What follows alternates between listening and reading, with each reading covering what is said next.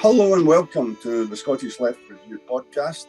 I'm Pat Kelly, convener of the magazine, of the editorial board of the magazine, and today I'm joined by Rozanne Foyer, the General Secretary of the STUC, an organisation which represents over 460,000 working people and their families.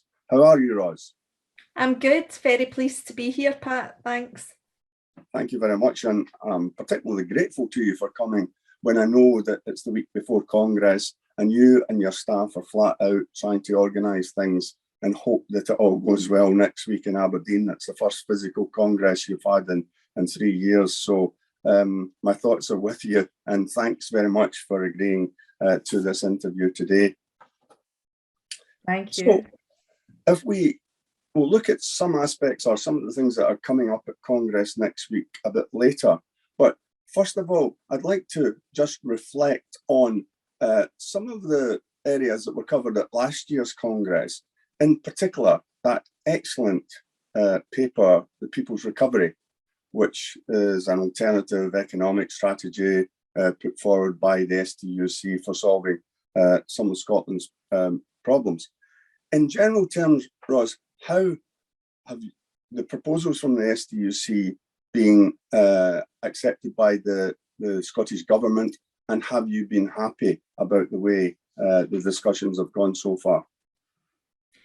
Well, I think you're absolutely right. That is one of the most important things that came out of our Congress last year, and making those economic arguments for a different track for Scotland's economy is absolutely essential in terms of how we move forward and actually make sure that working people get a greater share of the wealth and power within our economy. And it couldn't be more important given the cost of living crisis that people are facing right now.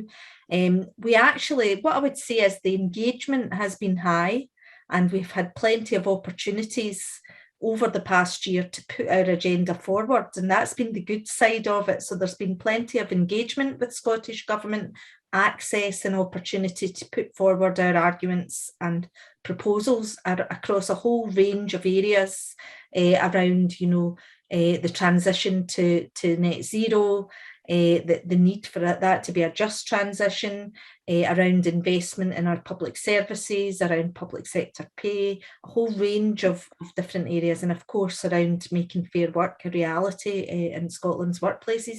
However, I have to say that even although I was invited onto the National Strategy for Economic Transformation Advisory Group by the Finance Secretary, and as I say, the level of engagement was high, I have to say that the outcomes have been somewhat disappointing. Our understanding of what's required to transform our economy and create a different track that will lead to a fairer outcome for workers and the Scottish governments are quite far apart, it's fair to say. And I think that we will have to continue to engage. We've certainly made no bones about the fact that we were deeply disappointed by the strategy that came out from Scottish Government. For me, it's felt more like a strategy for economic status quo than a strategy for economic transformation. And we will continue, though, to engage with Scottish Government. We're not going away. We welcome that engagement, and we will keep battering away our points to the Scottish Government on this front. Well, much of that is to be expected at this stage. I know that the People's Recovery had its short, medium and long-term goals. So that discussion that you're engaged in with the government is useful to continue.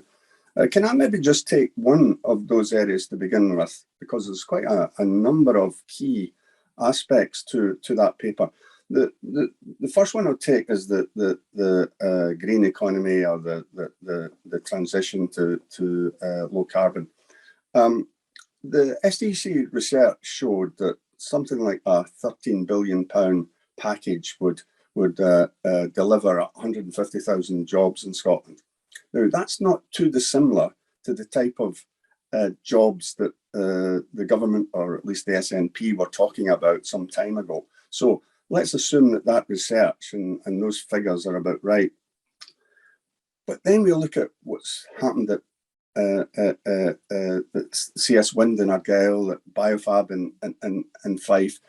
And we also look at that missed opportunity to set up a publicly owned energy company.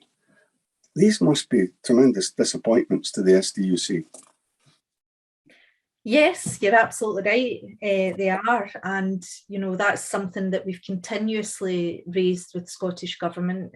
We have a situation where we were promised, nearly 20 years ago that we were going to be the Saudi Arabia of renewables, and the transition to renewables to a great extent has been going very quickly in Scotland. There has been a transition when you talk about the actual hardware, but what hasn't gone with it is the jobs, and that's a fundamental issue. What we've done is we've offshored green jobs and manufacturing to elsewhere in the world to create a renewable energy offshore approach. So there are huge lessons that need to be learned in that regard. And you're absolutely right, the creation of a national energy company. We've also argued for the creation of a national infrastructure company in that regard for major building projects. These things, a big role for the public sector and a big government approach to transition really need to be considered, because if we leave it to the markets and we leave it to private enterprise and private investment alone, what we're going to find is that they will do what suits them. They will take the path with where they can manufacture things based on the lowest wages and the highest profits, and those profits will not remain in this country or be in any way about investing in local communities or jobs. So we've got a lot of arguments to win on that, and it is very disappointing when you see the ScotWind licenses being given out to these private sector organisations with very little guarantees about fair work standards and the things that we would like to see delivered in terms of building a local supply chain. The fact is that we need far more investment if we're going to be serious about a proper strategy for jobs and a proper green industrial strategy. If you look at the amount of money that the UK are putting into green jobs, we're looking at about £180 per head of population. If you look at the amount of money the US are putting into green jobs and funding that economic transition, you're looking at about £3,000 per head of population. So we've got a long, long way to go before the levels of investment we really need to see to make a homegrown manufacturing base for the new green technologies really happen as a reality. So it seems it's just neoliberal economics from the Scottish Government that and you've called for an end to neoliberal economics, and I'm sure you want to have a discussion with both governments about that. In terms of, however, specifically the Scottish Government, you've called for the devolution of economic policy, of borrowing rights, and also you've called for the devolution of equality and employment law. Now, these are out with any arguments about independence. You're simply calling for the devolution of these powers. How have those suggestions gone down with the government, and have you raised them with the Labour Party, for example? So, I mean, firstly to say, you're absolutely right. These, a lot of what we're calling for and the changes that we need to see in society, and we absolutely unabashedly are calling for a move away from neoliberal, financialised economic policies, particularly when it comes to the delivery of essential services. And I think, the pandemic we've just lived through just shows that the need for government intervention you know, is paramount at times of crisis, and we are facing a climate crisis. So, you know, we really need to make sure that governments are prepared to put in the investment and take control of key services and take control of our economies, and, you know, make sure that the right interventions are there. Markets are not going to ever be the answer to doing that if left unfettered, and we will continue to have the gap between the rich and ordinary working people growing exponentially if we continue as we are, and ultimately see, you know, complete market failure as we're seeing in the energy crisis that people are facing right now. But, you know, in terms of the Scottish Government and their approach, yes, you're right, we have called, you know, we support devolution of employment law, we support a range of devolved powers that go much further than the current devolution settlement.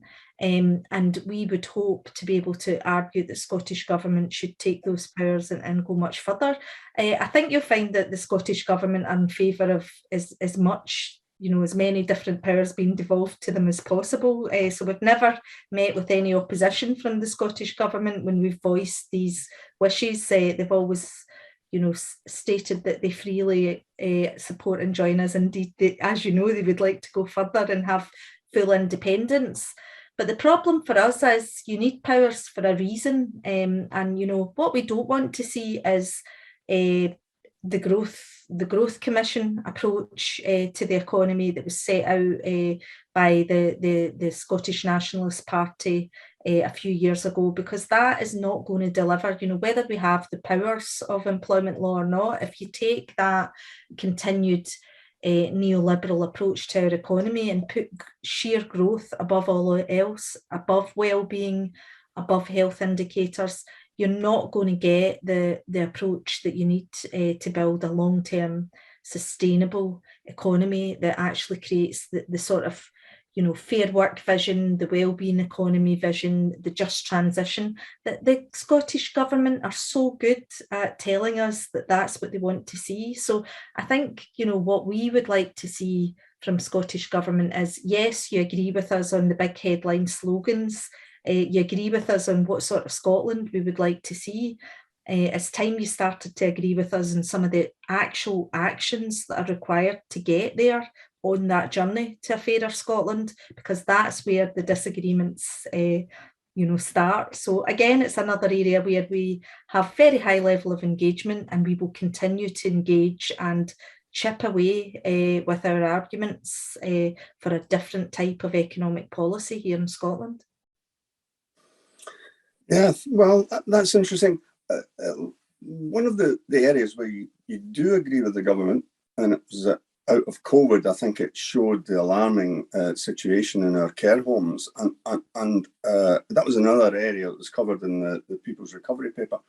Are you happy about the proposals that the government have made to take forward a national care service, or are there areas that you're still unhappy with? Well, we're very happy to see that a national care service is being proposed, but we need that national care service to be one which is based on a not-for-profit model. You know, the idea that people should be able to make profits for shareholders or for offshore companies based on, you know, people's essential needs is something that is an anathema to us, and that we will continue to oppose. And really, you know, that we're talking about huge levels of public investment, you know, taxpayers' money. That shouldn't go into services that make profits for shareholders. So that's one area where, you know, we would like to see the Scottish Government go further and remove any profit-making enterprises from you know, having the ability to be part of the delivery mechanism for a national care service.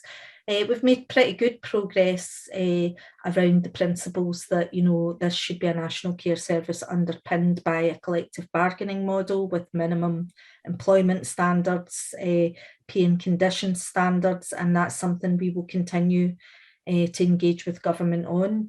And there's a range of other areas to do with the standards of care and the level of support that goes in there, and how the system's going to be funded that still need to be hammered out. And what we want to make sure is that it's not just a label that's given to business as usual when it comes to our care services. We have to ensure that this truly is a transformational model for our care services, and that means taking a really, really radical approach to how we're going to pay for it. Is it going to be through taxation? What is the model going to be that's going to fund a really high quality care service with really high quality standards, because it's a very people-centred service, and you're not going to get the sort of quality of service and dignity that our care service users require if you don't put that investment into the workforce. Mm-hmm. But has there been quite a high level of engagement then between the government and the unions in this one? Yes, and there are very intense, there's a range of different groups centred around worker voice and a whole range of different areas that they're looking at, and there's very detailed talks going on between unions who are going to be involved in the delivery of care services and government. Mm-hmm. Turning now to local government, the paper calls for a publicly owned bus service for cities. I'm a Glaswegian living in Edinburgh, and I don't like to compare the two cities, but I will do on the issue of the buses. Lothian Buses has a great model. It's a publicly owned company, and it's far, far superior to any of the bus companies that I'm aware of in other cities in Britain. How have you been dealing with that issue? Because I see it's coming up again at Congress this year. I'm sure it was several years I've seen it coming up. Has there been much in the way of, during this local election campaign, has the issue been raised at all by the STUC and by transport unions? Yes, I mean, it's one of the centre points of our manifesto for the local government campaign, and it's actually an area where we're beginning to make some real progress with Scottish Government, and in terms of getting it up the agendas of several political parties, and it is becoming a real issue for these local government elections. You're absolutely right, Pat, about Lothian Buses. I mean, it's great that we have this brilliant example that we can point to in Scotland and say, well, there you go. There's the difference between a municipally run, publicly controlled bus service and those that aren't, because the level of users has gone up. The fares are a reasonable rate, and the people of the Lothians are rightly very, very proud of their bus service, and it's made a real difference to people's lives. And there's a great track record there that we can point to in terms of an example for other areas across Scotland.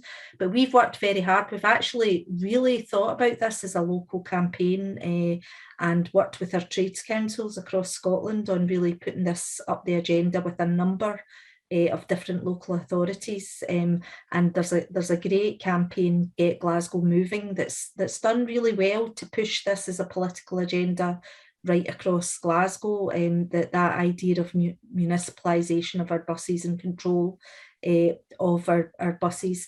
There's obviously a number of different models. There's the franchising model, like's been taken forward in Manchester, full public control, and we've seen a bit of movement from Scottish Government in that they're allowing that to happen, but the key question comes down to money. Now, if you look at Glasgow, you've got this is appearing now in both the SNP and Labour's manifestos for the Glasgow City Council elections as an election commitment.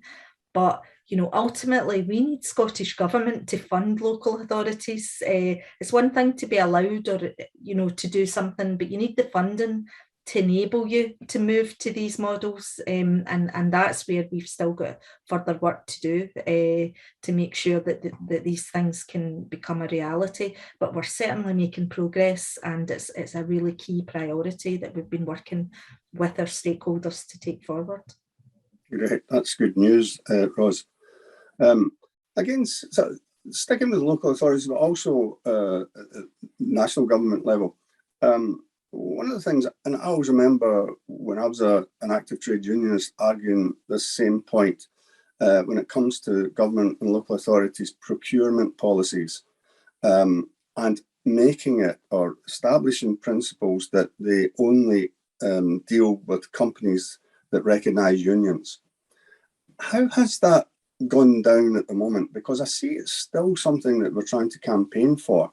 I thought the argument had been won a long time ago, but it seems that we're still in the midst of trying to convince government and local authorities that that has to be a key feature of any employer which seeks to gain a government contract.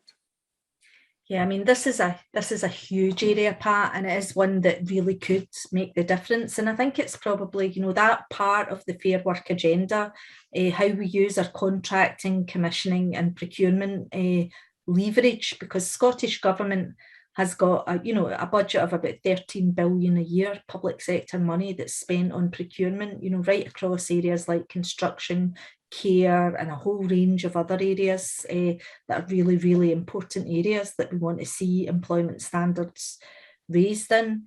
And that's something that we've really pushed hard for. Now we're starting to make progress in that area. We've got to the point where the principle that there needs to be worker voice has been recognised by the Scottish Government.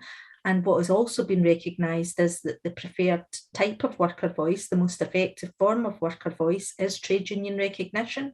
If you look at the National Strategy for Economic Transformation, while we were disappointed on a number of fronts, one of the areas we would welcome is the fact that it talks about the need to establish sectoral bargaining across a number of key sectors, and that collective bargaining is a key tenant and lever that you can use to push up pay and conditions effectively and deal with the issue of low pay, which is really endemic across Scotland's economy and a real problem across Scotland's economy. So we are now getting into the detail of that. Partly, a lot of work needs to be done by the Scottish Government to make sure that all of these commissioning agents and health boards, local authorities, different public sector funding bodies are actually trained to implement a set of standardised objectives when they're looking at contracting. We need to get much more into the real detail of, what standards are we expecting people who are bidding for contracts to actually meet. We've managed to get, key principles in around the living wage and around, things like hiring, refiring and around flexible working. But that trade union recognition remains one that we want to get right in there and have really clear guidance on that, into the way that these things are done. And we also want to make sure that when there is collective bargaining, for example, in the construction industry, that the rate for the job is recognised, not just the living wage, but the rate for a joiner, the rate for an electrician is recognised and upheld by employers bidding for contracts. So there's a lot of work getting done in the background to start to make that a reality, but this will take time, and it is something that the government have told us that they're committed to working with us to do more effectively. Well, I'll just now turn to probably the biggest issue that people face, whether they're trade unionists, whether they're the most vulnerable in society or whatever, and that's this cost of living crisis that's only just started to hit people, and it's going to get worse and worse and worse. You have talked about the anger that people feel. How do we harness that anger and turn it into a force that can change government's policy and perhaps implement the alternative strategy that you've outlined? Well, I think that's probably, the most important question, because we know what we want government to do. We've been battering on about it for a while. But if we don't harness that people power and really start to move our decision makers in a direction that's going to really change things, then, you know, that we might as well pack up. So for me, it's absolutely about how we organise and collectivise people. And that can be, you know, it starts in our workplaces and it starts in our communities. And it starts with the small things that matter most to people. But, you know, we really need to get that political education piece done. We need to show people what coming together and collectivising can do, you know. So workplace by workplace, we should be encouraging workers to take collective and industrial action to secure fair and decent pay rises in this current climate. They deserve nothing else. You know, we should be encouraging people to come together in their communities to defend their libraries and their key services and demand more from their politicians at local level. You know, we have our local government elections right now, and we're certainly working hard with our trades councils to make sure we take forward key arguments and ask for key commitments. And, you know, even in areas like housing, you know, we need to be supporting organisations like Live and Rent, who are setting up tenants unions and really encouraging people to come together and start to fight back and collectivise on issues around, you know, rent and caps, etc.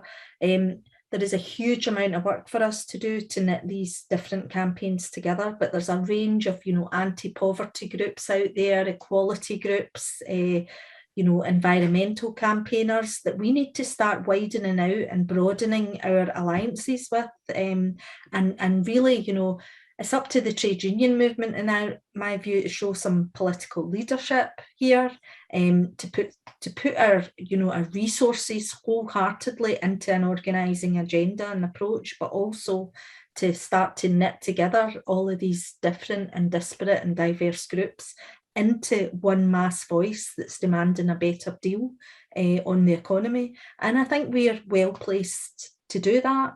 It's not going to happen overnight. It's not going to happen next week. And it does require us to really start at the roots and build things up. But I think it's a very important piece of work that trade unions have got the ability to assist. But we also have to be outward looking. We have to be open to new ideas. And you know, really be open to listening to what people need from us. Mm-hmm. I mean, I suspect that with the price inflation and wages not keeping up with them, particularly in the public sector, which is always a sector that lags behind, I would expect there to be a pay campaign of some sort in the public sector, and no doubt other areas as well. I noticed that there's a couple of motions on the agenda for next week's Congress calling for a public sector pay campaign. Do you think that the STUC have got a role in coordinating that type of campaigning work for pay, which is the essential area for trade unions in terms of keeping up with inflation? Absolutely. And, you know, I think that's part of what our affiliates expect us to do, is, you know, help to bring together and coordinate the approach of our unions in the public sector. And public sector unions have got a very important role to play because, you know, trade union strength is highest in the public sector. These are the key workers that have kept our economy going and, you know, kept people going throughout this pandemic. And they've got a good case to make for fairer pay and conditions. They shouldn't be having to choose between feeding their kids or paying the energy bills. And we've got a lot of work to do to coordinate a campaign of that sort. We can't continue as we are. Pay in Scotland across the piece is drastically low. We've got a situation where almost half of working adults in Scotland earn less than £15,000 a year, and only a third earn over £25,000 a year. So we're talking about a huge amount of our population being on very low pay, the working adults in this country.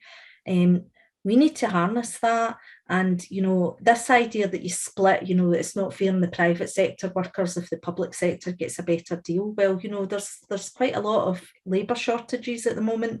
The government, by upping public sector pay, will force industry to up pay in the private sector also.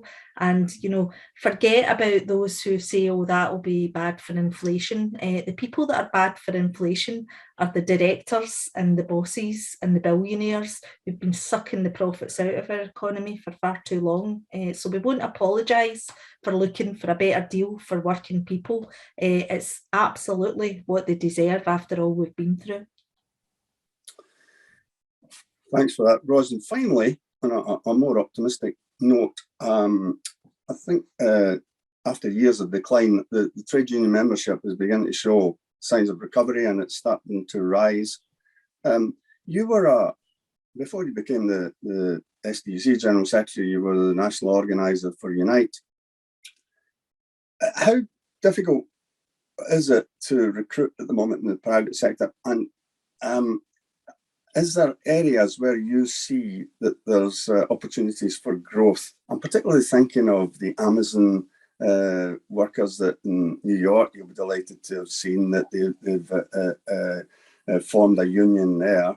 And could that type of thing have a knock-on effects with, for example, Amazon workers throughout Britain, but also other workers in that private sector, but in the service industry?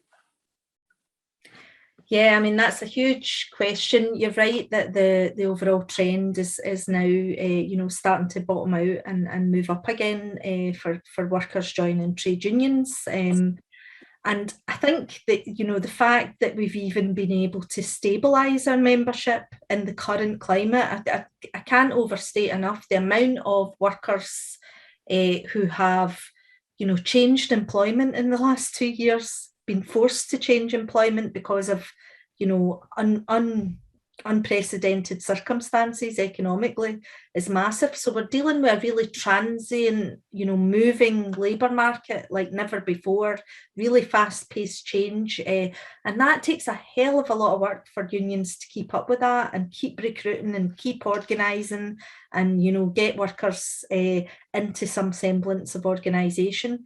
And you're right that, you know, the challenges in the private sector are really big.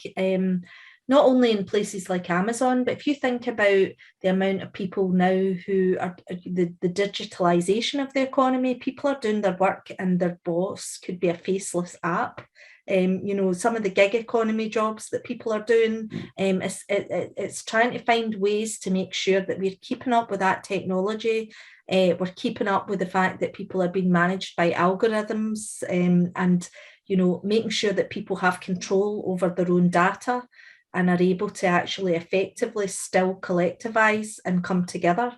So all of these things are big challenges, and you know, even the move to more home working that's accelerated over the last couple of years, that creates huge challenges for trade union organisers in terms of how they actually are going to be able to collectivise workforces and bring them together. But, you know, we've been able to organise home care workers in Glasgow to take equal pay action. We've been able to organise offshore oil workers who are hundreds of miles apart on different installations, on different shifts and different working patterns. You know, the resilience and ability of human beings to collectivise and organise is something that I have great faith in.